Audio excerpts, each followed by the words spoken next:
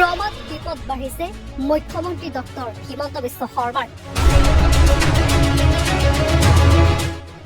হিমন্ত বিশ্ব শৰ্মাৰ বিৰুদ্ধে অসমৰ 4জন বিশিষ্ট ব্যক্তিৰ আবেদনৰ শুনানি ল'বলৈ সন্মত উচ্চতম ন্যায়ালয়। সঘনাই চৰম সাম্প্ৰদায়িক উচতনিমূলক মন্তব্য কৰি নিজৰ বিপদ নিজেই বঢ়াই আছে মুখ্যমন্ত্ৰীয়ে। মৰাণাস্ত্ৰীৰ মুছলমানক গুলীওৱাৰ ভিডিঅ' আপলোড কৰি এতিয়া আইনী সংকটত পৰিল মুখ্যমন্ত্ৰী ডক্টৰ হিমন্ত বিশ্ব শৰ্মা। এইবাৰ ন্যায়ালয়ৰ কাঠগড়াত উঠিব লাগিব হিমন্ত বিশ্ব। অসমৰ মুখ্যমন্ত্ৰী হিমন্ত বিশ্ব শৰ্মাৰ বিৰুদ্ধে ৰাজ্যৰ এটা বিশেষ সংখ্যালঘু সম্প্ৰদায়ক লক্ষ্য কৰি ধাৰাবাহিকভাৱে ঘৃণাৰ ভাষণ দিয়াৰ অভিযোগত উচ্চতম ন্যায়ালয়ত সংবিধানৰ ৩২ নং অনুচ্ছেদৰ অধীনত আন এক আবেদন দাখিল কৰা হৈছে।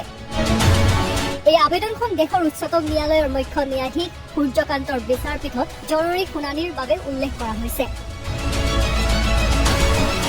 আবেদনকাৰীসকলৰ ভিতৰত আছে বিশিষ্ট বুদ্ধিজীৱী ডক্টৰ হীৰেণ গোহাঁই, অসমৰ প্ৰাক্তন আৰক্ষী সঞ্চালক প্ৰধান হৰে কৃষ্ণ ডেকা, নৰ্থ ইষ্টৰ মুখ্য সম্পাদক পৰেশ মালাকাৰ আৰু জ্যেষ্ঠ অধিবক্তা শান্তনু বৰঠাকুৰ।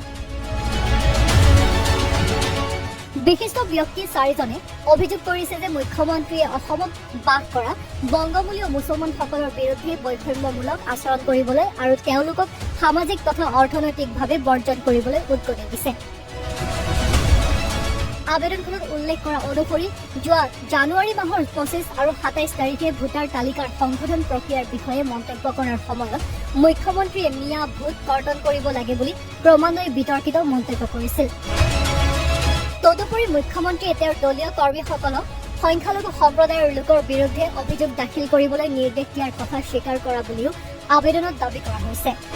আবেদনকাৰীসকলে কয় যে এনেধৰণৰ মন্তব্যই সংবিধানৰ 14, 15, 19 আৰু 21 নং অনুচ্ছেদৰ দ্বাৰা নিশ্চিত কৰা সমতা, মৰ্যাদা আৰু জীয়াই থকাৰ অধিকাৰক উলংঘা কৰিছে।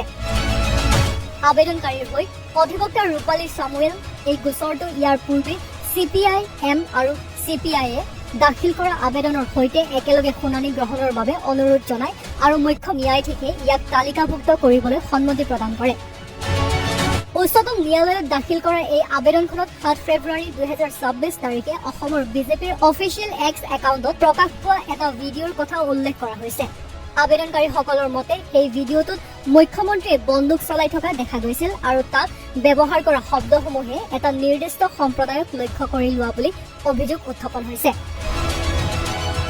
আবেদনখনত কোৱা হৈছে যে ৰাজ্যৰ মুৰব্বী এজনৰ মুখৰ পৰা অহা এনে ভাষণে সমাজত বিভাজনৰ সৃষ্টি কৰিছে আৰু চৰকাৰী তন্ত্ৰই তেওঁৰ বিৰুদ্ধে কোনো ব্যৱস্থা গ্ৰহণ নকৰাৰ ফলত এক ভয়মুক্ত পৰিৱেশৰ পৰিৱৰ্তে অপৰাধীৰ সাহসে বৃদ্ধি পাইছে। আবেদনকাৰীসকলে মুখ্যমন্ত্ৰীৰ বিৰুদ্ধে এক বিশেষ তদন্তকাৰী দল চমুকৈ SIT গঠন কৰিবলৈ বা উচ্চতম ন্যায়ালয়ৰ প্ৰাক্তন ন্যায়াধীশৰ অধ্যক্ষতাত এখন তদন্ত আয়োগ গঠন কৰিবলৈ দাবী জনাইছে। তেওঁলোকে লগতে কয় যে উচ্চতম ন্যায়ালয়ে ইয়াৰ পূৰ্বে বিভিন্ন গোচৰত ঘৃণাৰ ভাষণৰ বিৰুদ্ধে স্বতঃস্ফূৰ্তভাৱে গোচৰ ৰুজু কৰিবলৈ নিৰ্দেশ দিছিল যদিও অসমৰ ক্ষেত্ৰত তেনে হোৱা নাই। বৰ্তমান এই গোটেই বিষয়টো উচ্চতম ন্যায়ালয়ৰ বিচাৰাধীন হৈ আছে আৰু মুখ্য ন্যায়াধীশে ইয়াক অতি সোনকালে শুনানিৰ বাবে দিন ধাৰ্য কৰিব বুলি জানিব পৰা গৈছে। News desk report, north east নাও।